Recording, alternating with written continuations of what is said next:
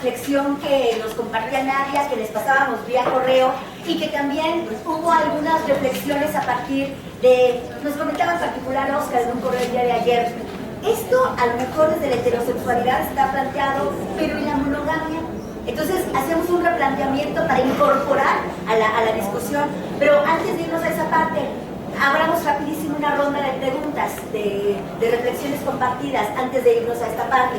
Entonces, ¿alguien se anima? Vamos pasando el micrófono para ya irnos, porque luego ya nos damos en otro tono la sesión, ya la dinámica, en términos de hacer grupos, de discutir internamente, pero primero, hagamos una plenaria, ¿qué les parece?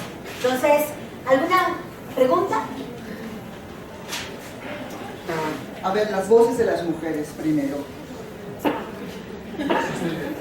Muy bien. ¿Quiénes, chicas, quieren hacer preguntas? Tenemos justo la oportunidad para conversar con Nadia sobre su propuesta. ¿Quién se anima? A veces es difícil que las mujeres podamos empezar a hablar, ¿no? Y tenemos que crear como las condiciones para que esto pueda suceder, ¿no? Y que estas voces pues no sean finalmente calladas. Allá va.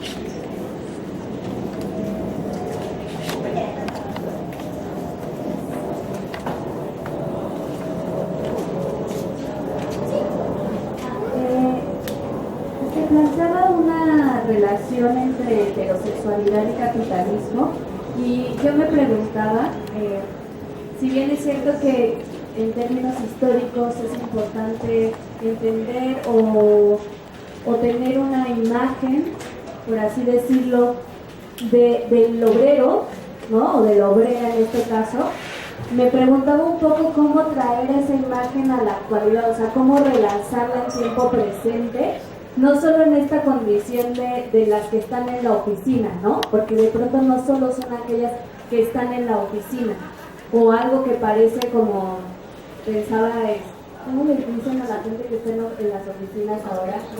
Godines, ¿no? Pero que parecería que solo el traslado se queda ahí y falta, y creo que sería bueno pensarnos, o traigo a la pregunta en la mente, de cuáles serían esas otras o nuevas formas obreras que están en tiempo presente y que de pronto parecen unas tan visibles, pero otras tan invisibles, porque parecería que todo está tan visible, ¿no? En esta época, que todo lo tenemos tan a la mano, tan la miseria, todo está tan a la mano, que cuáles son esas otras cosas que no vemos en cuestión de esa categoría obrera en el presente. No sé si más o menos. Aquí hay otra pregunta. Vamos a apuntar algunas preguntas, ¿no? Para... Acá adelante.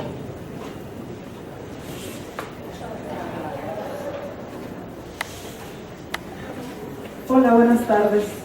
Primero agradecerte por la exposición, estuvo muy chida, la verdad. Yo tengo dos preguntas, en realidad tengo muchas preguntas, pero voy a hacer dos para no quitar tanto tiempo. Una es sobre una de las citas que hacías, que me parece que es un supuesto como muy fuerte, ¿no? Que decía, sin heterosexualidad el sistema económico no podría sostenerse. Y pareciera que hay como una tensión interna dentro de tu propia exposición, porque algunas veces planteabas que efectivamente, como bien sabemos, el capital lo que hace es absorber, ¿no? Absorbe las diferencias y las funcionaliza. Entonces, frente a esta dinámica del capital, ¿dónde queda ese supuesto? ¿No? Porque efectivamente ahora tenemos un mercado queer, tenemos un mercado gay, tenemos la ciudad gay friendly, ¿no? O sea, tenemos estas otras existencias que en un momento pudieron ser de ruptura, ¿no? O transgresoras, finalmente se han refuncionalizado dentro del capital, ¿no? Lo que podría entonces poner en duda, ¿no? el principio o el supuesto del que partía buena parte de la exposición, de que sin la heterosexualidad el sistema económico no podría sostenerse. ¿Dónde quedaría entonces frente a esta nueva realidad, ¿no? Creo que es una tensión interna, pues ahí dentro de tu propia exposición yo preguntaría ya como de manera más directa qué pasa con eso.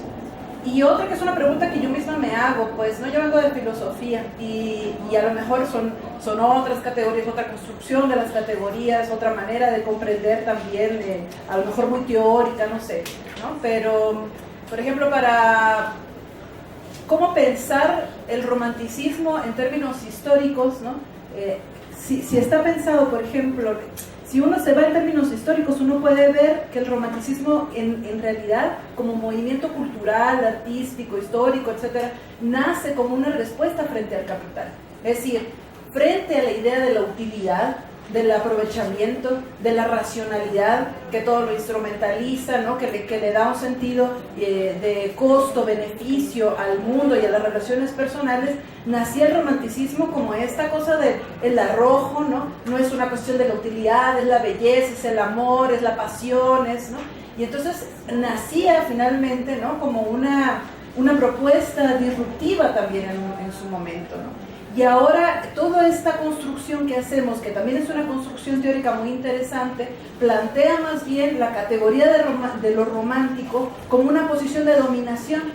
Yo me pregunto si es porque está situado esto de lo romántico ya no en el arte, ya no en lo histórico, ya no en el sentido de la vida, no sé, sino en lo amoroso, que entonces ahí genera como otras consecuencias, por decirlo de algún modo. O si, incluso yo me he llegado a preguntar también, ¿no? Si esta categorización de lo romántico no nos hace perder también esa vitalidad que incluso los propios románticos mostraban como una posibilidad de la vida, pues, ¿no? Frente a un mundo completamente ordenado, instrumentalizado, ¿no? Y pensaba también, son como dudas que tengo, pues, ¿no? Las pongo ahí como en la mesa nada más, como preguntas que me estoy haciendo, ¿no? Porque al final es como... Yo me lo he preguntado un montón, si me peleo con el amor romántico, ¿no? Si me estoy peleando con una idea, o sea, si no me estoy peleando con una idea que entonces de alguna manera determina como mi forma de desear efectivamente, que por supuesto es contingente, que yo la puedo reformular y que me puedo crear a mí misma y puedo generar mis propios deseos a contracorriente de la norma y de la disciplina, ¿no? Sí, pero a veces siento que más allá de la idea con la que me estoy peleando, hay una forma de la subjetividad, como subjetividad moderna, ¿sí? de cómo nos creamos como individuos modernos, propietarios, egoístas, ¿no? Que está en el fondo, ¿no? En el sustrato, así, incluso de nuestros propios deseos, más allá de la idea de lo que el romance o lo romántico es. Y entonces me voy no solamente a pensar lo romántico, sino la subjetividad moderna que está detrás de ese amor. Y que llamémoslo romántico o no, porque podríamos llamarlo de otra manera, sin subvertir esa subjetividad moderna, seguiremos generando relaciones de dominación, porque seguimos siendo esos individuos o individuas propietarias, ¿no? que establecemos esta relación de posesión, ¿no? Frente al mundo, frente al otro, y que buscamos finalmente también esta relación de costo-beneficio, ¿no? Incluso pensando, ¿no? en estas propuestas que son tan disruptivas y que todos estamos experimentando ahorita como parte de nuestra liberación, en estas propuestas que también son emancipatorias, de generar otro tipo de relaciones entre nosotras, a veces siento, cuando yo me he posicionado ahí, que estoy en una posición muy cómoda, como si no arriesgara, como si siempre estuviera desde una... bueno, no voy a sentir tanto, no emocionar tanto, pasármela chido, ¿no? Todo bien, no hacer drama, no hay bronca, ¿no? Entonces como una cosa ahí como muy como el tiempo que estamos viviendo, pues, ¿no? Muy desde lo fragmentario, muy desde lo fluido, ¿no? Sin una raíz, pues, ¿no? Que en estos momentos se entiende como algo que nos ata, ¿no? Entonces traigo ahí un montón de preguntas, pues las comparto acá, ¿no? Porque son cosas que he platicado acá con mis amigas, mis hermanas también, pues, ¿no? Tratando de entenderlo, porque a veces siento que en las discusiones que tenemos entre nosotras decimos, claro, el amor romántico ya, al carajo, pero, o lo romántico, o la heterosexualidad, todo así, y lo destruimos todo porque es como una fuerza volcánica que necesitamos destruirlo, pues, ¿no? Es parte, pues, ¿no? de la necesidad histórica que vivimos, pero en esa destrucción siento que hay cosas que se nos pueden escapar que todavía nos generan sentido, nos pueden generar sentido en un mundo que está valiendo mierda, pues, ¿no? Que es un desastre, pues, ¿no? Y entonces ahí también veo un riesgo, ¿no? Ya me extendí de todas formas, que era lo que no quería hacer, pero bueno, gracias. Bueno, yo quisiera también reflexionar un poquito de cómo esta propuesta de la interseccionalidad entre amor romántico y heterosexualidad se cruza con el asunto de la raza, pensando desde la Via Yala, por ejemplo, ¿no? En el sentido de que las mujeres, pues el amor romántico es como esta ideología occidental, ¿no? Construida justamente, como hemos venido viendo, desde estas bases de pensamiento absolutamente occidentales, ¿no? ¿Cómo llega eso con la colonialidad a la Via Yala? Y en esta imagen que se ha creado de las mujeres indígenas, por ejemplo, que son mujeres para el servicio, ¿no? O sea, no son mujeres cuya imagen esté formada en términos eróticos, ¿no? A diferencia de las mujeres negras. En ese sentido, cómo se cruza el asunto de la heterosexualidad en su funcionalidad con el capitalismo, si no hay quizás una idea fuerte de amor romántico en esa interseccionalidad, ¿no? Entonces, pues yo creo que tendríamos un poquito también como ir escarbando por ahí de qué manera se han interseccionalizado estos elementos en nuestras tierras. Y había otra pregunta acá atrás. ¿Qué les parece si con esa pregunta cerramos para, ¿no?, dar pie a la compartidera por acá? Entonces, paso el micrófono. Gracias por la plática, me pareció bastante interesante. Mi pregunta va más como en el sentido, igual tal vez ya no lo capté muy bien cuando dices la parte de que la ciencia es parte del sistema y no sé, ahí tal vez va a salir que yo estudié cosas de ciencias exactas y entonces me parece que lo que dice en sí la ciencia, por ejemplo, no sé, lo que decías de esto de la diferencia en los cerebros, y de que se pueden atrofiar los músculos al inicio y que por eso después dicen que las mujeres son más débiles que los hombres. Yo creo que en las interpretaciones que se le da a lo que dice la ciencia es probablemente lo que yo podría entender que es parte del sistema, no necesariamente lo que arroja. O sea, si la ciencia me dice, ¿sabes qué? Que en este cerebro está más desarrollado tal parte y eso hace referencia a esto, hasta ahí es un hecho, ¿no?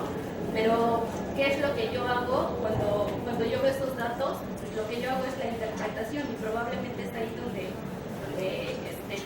yo tal vez podría estar de acuerdo, pero, o sea, no veo como en el previo, o sea, ¿por qué se dice esto? Esa es la parte que a mí no me hace como demasiado sentido. Bueno, gracias. Te paso el micrófono. Sí. Es que ya me dio la puerta en la intervención última. Mira, yo creo que se debilita la intervención a la hora que se pone a un güey ahí colombiano que dice una sarta de cosas que no son la ciencia. Lo del cerebro izquierdo y el cerebro derecho no es la interpretación de las diferencias cerebrales. Hay una chava japonesa, Dorin Kimura, y lo que sí es un hecho, por ejemplo, nada más, es que hay habilidades que están más correlacionadas con un sexo que con otro, en una correlación como del 70%, y eso es lo que se llama cerebro masculino y cerebro femenino, que no tiene que ver con orientaciones, no tiene que ver con otra cosa más que con que estadísticamente ensartar agujas es más hábil una chava en un 70% que un hombre. las habilidades espaciales. También hay una diferencia, o sea, el que haya una diferencia es una cosa y cómo se lea la diferencia es otra. Yo no sé si hay científicos serios que digan que las mujeres son más sensibles y por eso son más lindas y pero el hecho de ser parte del sistema científico no le quita lo pendejo a nadie. O sea, el hecho de que el cuate tenga un doctorado en fisiología no le quita lo machín ni le quita lo patriarcal a su pensamiento, y se va a aventar muchas afirmaciones que no tienen nada que ver con lo que está obteniendo como dato. Entonces yo siento que se debilita un poco. No hay diferencias sexuales, pues sí hay diferencias sexuales, de la movilidad del calcio, de la cantidad de fibras musculares, etc. O sea, decir que no las hay como que debilita el paquete. No sé si me estoy explicando.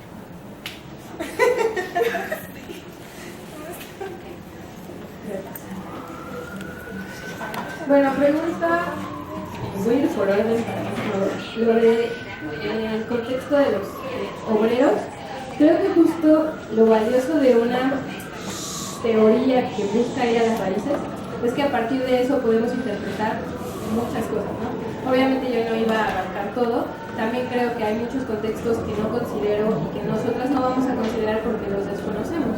Y los desconocemos no solo porque sean lejanos, sino porque son invisibilizados a propósito, ¿no? Entonces creo que sí, el punto de hablar de apropiación de las mujeres da para poder extrapolar eso a un montón de contextos históricos, sociales, y que ya está pues también chamba de cada quien según sus intereses, decir, bueno, esto aplica a este contexto que estoy viendo, sí, no, cómo aplica, etcétera, pero yo creo que yendo a esa base del tema de la apropiación que maneja Colet y también se puede extrapolar a muchos otros contextos, y ciertamente ha cambiado y no es igual ahora que antes, pero lo que yo puedo ver, al menos en mi particular punto de vista, es que sigue existiendo una apropiación que ha mutado y se ha modificado, pero sigue estando ahí, ¿no? Y en el mismo sentido lo que decías, bueno, gracias a todas por sus intervenciones, porque a mí me hacen pensar mucho también, creo que son súper inteligentes e interesantes todo lo que estaban diciendo, ¿no? Lo que decías de cómo la heterosexualidad sustenta el capitalismo y que actualmente no se sustentaría eso, y bueno, yo creo que desde la perspectiva de estas autoras que yo comparto de la heterosexualidad, se sigue sustentando el capitalismo porque sigue existiendo la heterosexualidad, y no solo como hombres más mujeres. El ejemplo que les ponía de los transexuales que son forzados a transicionar eso, aunque sean trans, entra en el esquema heterosexual. En matrimonios entre dos hombres, eso entra en el esquema heterosexual. Entonces, en ese sentido, yo lo veo como, sí, el pensamiento heterosexual está en las bases de todo, y que el audio que no pudieron escuchar tiene un ejemplo muy interesante que dice cómo nuestro pensamiento está moldeado desde ahí. Dice, por ejemplo, pensamos que los animales también son heterosexuales, ¿no? Y hay algunos animales que no lo son según esta interpretación científica de Animal Planet, por ejemplo, en el que se hacen un montón de analogías de cómo las personas construimos la heterosexualidad con otros animales. Y pues estas ideas de los animales hermafroditas y partenogénesis se ven como cosas raras, porque lo normal también en los animales debería ser la heterosexualidad. Y Silvestri en este audio dice, incluso hasta lo no humano lo interpretamos a través de la heterosexualidad. Ejemplo de ello, tornillo macho y tornillo hembra. O sea, eso implica que está muy arraigado en nuestra forma de pensamiento. Entonces yo considero que seguimos viviendo en un régimen totalmente heterosexual que, como dices, se ha refuncionalizado. Es decir, esta heterosexualidad que vivimos actualmente, heterosexualidad postmoderna, postcapitalista, queer, fluida, pero es heterosexualidad aún, desde como yo lo entiendo, ¿no? Por eso sigue sustentando al capitalismo. Luego también hay un tema interesante que ya no traemos mucho, pero el romanticismo como movimiento filosófico, artístico, y el amor romántico son diferentes, o sea, están vinculados, pero yo creo, o incluso me hiciste pensar, que probablemente este movimiento, que además no sabemos si cuestionaba la heterosexualidad, seguramente no, o el patriarcado, se refuncionalizó en amor romántico, ¿no? Entonces probablemente tenía una raíz que buscaba cuestionar, etc. Pero ahí vemos también cómo está tan rudo que el capitalismo refuncionaliza incluso lo que pareciera que era muy transgresor. Entonces, pues ahí también podríamos ser derrotistas y pensar todo lo que haga se le va a comer el capitalismo. Así es. Y probablemente sea así, ¿no? Pero también creo que sí hay muchas resistencias históricas que han, si no modificado el curso de la historia, sí la existencia cotidiana de muchas mujeres. Entonces yo, mi postura personal es esa, es apostar a modificar en lo posible nuestras condiciones de vida actuales. Quizá el capitalismo no va a dejar de existir hasta que se autodestruya, por lo que nosotros hagamos, pero probablemente sí podamos modificar nuestras condiciones de vida y las mujeres de nuestro entorno. También eso quisiera decir que el tema es que nosotros hablamos, todas las personas del mundo, hablamos desde nuestro lugar de enunciación, o sea, desde lo que conocemos y lo que vemos, y no podemos hablar por alguien más. A veces tenemos como esta idea de que queremos abarcar todo, pero cómo viven en otros lugares, etcétera, y lo podemos hacer, pero hay que considerar que siempre lo estamos haciendo desde aquí. Entonces mi visión de la otra y del otro va a ser desde donde yo estoy construida, entonces no va a ser tampoco la vivencia de esa persona. Estamos limitadas siempre a hablar solamente desde lo que conocemos, desde el esquema que tenemos del mundo, lo cual entra en lo que decía la compañera de la ciencia, ¿no? Bueno, también ya sé que es mucha resistencia respecto a esa aclaración, porque la ciencia se ha erigido como la poseedora de la verdad absoluta. La ciencia que conocemos actualmente es occidental y es patriarcal, ¿no? Entonces, como tal, ha generado dogmas en los cuales se dice que los hechos, tal como son, están dichos por la ciencia, ¿no? Entonces, estas frases de ¿es un hecho qué? No, ¿es un hecho qué cosa? ¿Que el árbol es verde? Me van a decir que sí es un hecho. Pero alguien que habla otro idioma diría, pues el árbol no es verde, y diría verde en su idioma, ¿no? Y hay otras lenguas que no tienen una palabra para el color verde, porque en su cosmovisión del mundo, ese color no tiene sentido y es una variante del azul, ¿no? En algunas lenguas indígenas. Pero en algunas lenguas esquimales, y ya se dieron cuenta que estudié lingüística, ¿verdad? Hay 6 palabras diferentes para el color blanco. Para nosotros no tendría sentido porque veamos el blanco, pero si vives entre nieve probablemente tiene mucho sentido distinguir 6 palabras para el blanco, y no es que sea blanco de distintos tonos, son diferentes colores. Entonces es un ejemplo de cómo todo lo que vemos del mundo está interpretado por el lenguaje y por nuestra estructura de pensamiento. Entonces, quien hace ciencia son personas que fueron educadas de cierta manera y que tienen ciertos intereses. Entonces, yo diría que toda ciencia es interpretación, ¿no? Todo lo que podemos hacer es interpretar lo que hay en nuestro entorno, porque tenemos una serie de funciones mentales en las cuales atravesamos todo eso, le damos sentido, que además le damos el sentido que tiene para nosotras y no para algunas, y pues eso es la ciencia, ¿no? Entonces, ciertamente podemos ver lo que les decía, ¿no? Que una mujer tiene senos grandes y un hombre grande. Sí, eso está ahí. Pero cómo lo interpretamos y cómo lo nombramos y lo que eso nos significa, pues eso no es un hecho, ¿no? Entonces, bueno, esa es una perspectiva, obviamente, que viene desde una crítica a la ciencia. Yo tengo un hermano científico, ¿no?, de la ciencia dura, entonces hemos hablado mucho sobre ese tema y pues sí, hay una renuencia, porque también se nos ha dicho, así como si ustedes le dicen a alguien religioso que Dios no existe, y les va a decir que claro que sí existe porque está comprobado, pues que no ves los árboles, que no ves el aire, ¿no? Pues de la misma manera nos van a decir desde la ciencia, porque en realidad la ciencia fue otra institución, y también podemos ahí revisar cómo la ciencia justificó el racismo y decía que era un hecho irrefutable, o sea, es un hecho que las personas negras tienen un cerebro más pequeño, que sirven más para cargar. Es un hecho comprobado científicamente. Es un hecho comprobado científicamente. Muchas cosas más que los científicos de después dicen, ay, no es cierto, se equivocaron. Ahora la verdad es esta. Y luego en unos años le van a decir, ay, esos científicos estaban diciendo mal, la verdad es esta. Pero siempre se maneja en términos de verdades. Y también curiosamente ese tema de, es un hecho que las mujeres son más hábiles para ensartar agujas. ¿Ustedes creen que eso tiene algo que ver con que las mujeres históricamente han cosido siempre?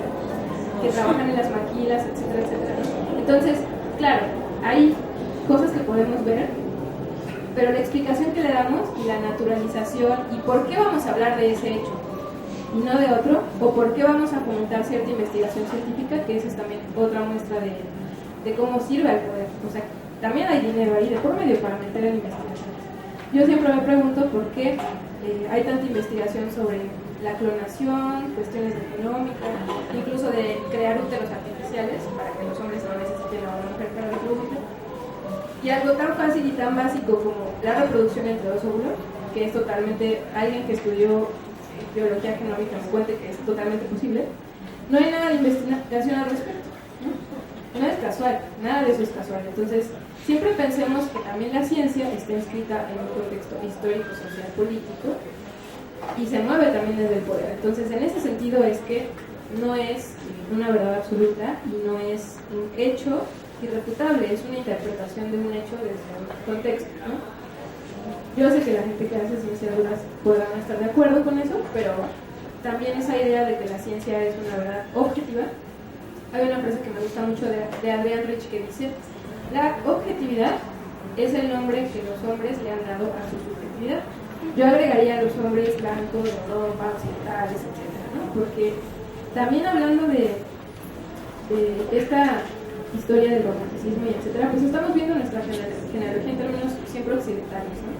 Y ahí pues es un conflicto porque también se nos ha negado a conocer nuestra otra genealogía, entonces tampoco podríamos hablar mucho de ella porque se ha borrado, ¿no? Se ha borrado quién era mi abuela. Mi abuelo sí, pues es italiano, pues está bien, no sé si hablamos en español, yo tengo raíces españolas, yo no sé hablar de mí. Pero a ver, cuando tenemos una abuela, mi hija, Soque, etcétera, no nos lo dicen, curiosamente. Ay, tu abuela, pues no sabe, no sé. Toda esa borrazón de nuestra genealogía no europea y no colonizada también es otra forma en la que se nos ha borrado la posibilidad de pensar desde otro lado. Y pues bueno, tendremos que hacer lo que podamos hacer desde estos marcos de interpretación que tenemos, que siempre van a ser limitados, pero seguramente funcionan para nuestro contexto, ¿no?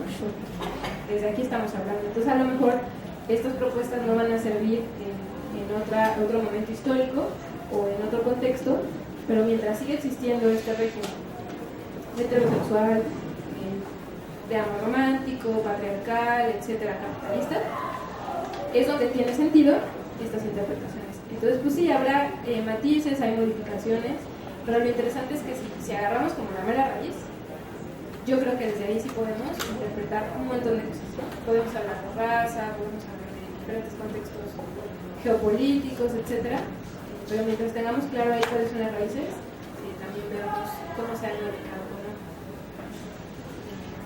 Ya no sé si me yo quería compartir esta reflexión que tú haces sobre el pensamiento romántico, pero un poco voy a hacer como el parangón, la analogía desde mi propio contexto. Cuando yo, de chavita, no sé si algunos les pasó, bueno, yo soy de una generación en donde, la generación X, donde el movimiento, por ejemplo, cubano, donde el asunto cubano era así como, ¡oh, la revolución cubana! Y yo crecí admirando a Che Guevara, ¿no? Así crecí, o sea, si no era feminista, estaba yo pubertal, emocional. Y de pronto empecé a ver a todos los movimientos en aquel tiempo llamados altermundistas o contracapitalistas, etcétera, y planteaban cosas chidísimas. Estoy haciendo esta analogía con el pensamiento romántico porque quiero llegar a que aunque tengan elementos subversivos, profundamente revolucionarios, no le quita lo patriarcal, ¿no? O sea, recuerdo al Che Guevara homófobo, misógino, violador, pero un cuate también al mismo tiempo, ya en la paradoja, profundamente comprometido con su causa, con una ética, en ese sentido patriarcal, entregadísimo. Pero en ese sentido, el pensamiento romántico del siglo XIX, efectivamente, bueno, y es que a lo mejor, la próxima sesión tenemos un pedacito para hablar de romanticismo patriarcal, ¿no? Porque también lo comentábamos en la sesión pasada, no es lo mismo hablar del romanticismo alemán, que pasó, o sea, en diferentes lugares de Europa, pero particularmente esa reacción al iluminismo, a la razón, a todo este uso utilitario de todo, es una respuesta maravillosa, pero ahí no estábamos las mujeres. Digo, porque desde la respuesta del romanticismo, siempre las mujeres hemos sido el mal. Y como el mal, hemos seducido para causar más mal. Y en ese sentido, desgracia. Las cartas del joven verde, ójole, o sea, están acá, pero ella es bien es malísima. fuertísima, porque lo mandó a la friendzone, ¿no? El cuate no se puede reponer de... O sea, el pensamiento misógino está ahí presente. Pero aquí me interesaría mucho a meter este elemento. Tú decías, y también es bien fuerte esta reflexión, en términos de... Estamos en nuestra nueva construcción de relaciones dándonos, pero poquito.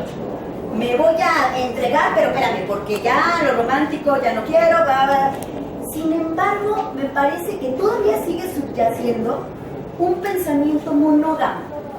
¿En qué sentido el pensamiento monógamo? Un pensamiento de propiedad privada, ¿no? Es decir, lo veíamos bien clarito en las últimas reflexiones poéticas de la semana pasada, en donde ese dolor de pérdida, esa incertidumbre, ese dejarse abierto, esa vulnerabilidad, da miedo tremendo. Entonces creo mis nuevos candados, creo tal, pero la noción de propiedad privada sigue intacta. Porque el pensamiento monógamo es un pensamiento profundamente individualista, un pensamiento separatista en el peor de los sentidos, porque aísla. Ya ven que la Coral Herrera habla mucho de la separación y la sustracción de los amantes, donde se rompe la colectividad. Y aunque habláramos de poliamor, hablamos de propiedad social. O sea, social, pero propiedad. En el momento que rompiéramos este pensamiento, amor romántico, heterosexualidad, monogamia, la triada, uno a uno la fuéramos desmenuzando, y a lo mejor le diéramos cabida, y esto es bien complejo, a los espacios de la vulnerabilidad y la incertidumbre en colectividad, a lo mejor otras estrategias podríamos desarrollar. Por eso me parece que hablar de monogamia, y esta apuesta, no sé si han leído a la Brigitte Vasallo, la apuesta política de romper la monogamia, ¿no? ¿Qué implica? Romper un pensamiento individualista que además nos construyó como sujeto en el siglo XVI. El René Descartes, de ahí pasa la base de la filosofía moderna y de nuestro pensamiento actual. Aislar al yo. Y si somos tú y yo, no es cierto que conquistemos al mundo, es el pensamiento guerrerista, sino más bien le decimos adiós al mundo y tú y yo nos fusionamos. Qué tremenda es la idea de la fusión. Cualquier otro es el otro. Otro, ajeno, la alteridad, ¿no? Y si ese otro entra, pues lo subsumimos, lo adecuamos, se adapta. Entonces yo creo que es como parte de este paquete que habría que ir desmenuzando, y a ver si la sesión próxima le entramos un poco a esa parte. ¿Vas? Bueno, nomás quería de algo que dijiste, de las primeras frases que yo anoté el primer día que llegamos, apunté el encanto de la incertidumbre. Y no sé, me llamó la atención que ahorita lo dijeras y que puede ser a lo mejor como una parte importante la incertidumbre. Bueno, para algo que implica también, ¿no? Ajá. Bueno, en ese sentido también a mí me viene como un recordatorio, bueno, me remite a lo que hablábamos de los griegos, ¿no? De cómo asociaban, bueno, cómo se sigue pensando en binario, ¿no? Desde, o sea, cómo la razón ha sido adjudicada como una característica masculina y la emoción como una femenina. E incluso haciendo el análisis desde el mismo feminismo, o sea, estamos haciendo, bueno, lo platicaba con mi compañera, ¿no? O sea, del mismo romanticismo, que es de lo que hablaba Alicia, o sea, es transgresor, sigue siendo patriarcal, pero, o sea, debe existir una nueva forma, debemos construir una nueva forma de acercarnos a lo emocional sin traernos la connotación de lo romántico y construir algo o sea, pactos emocionales entre personas, o sea, ya hablando fuera de género, pero creo que más importante entre mujeres, para crear algo que realmente transgreda desde lo romántico, lo emotivo y que no sea patriarcal. Y lo cual implica hacer una constante revisión de las relaciones de poder que son tan fáciles que se nos den, ¿no? O sea, que se nos va la intersubjetividad y que están ahí como una inyección histórica que quien diga que está libre de romanticismos y patriarcalidades, que aviente a la primera piedrota, ¿no? Entonces es como un trabajo de revisión, una, otra y otra, y perdón, patriarcado, manita. Escúpalo, ya con su frío.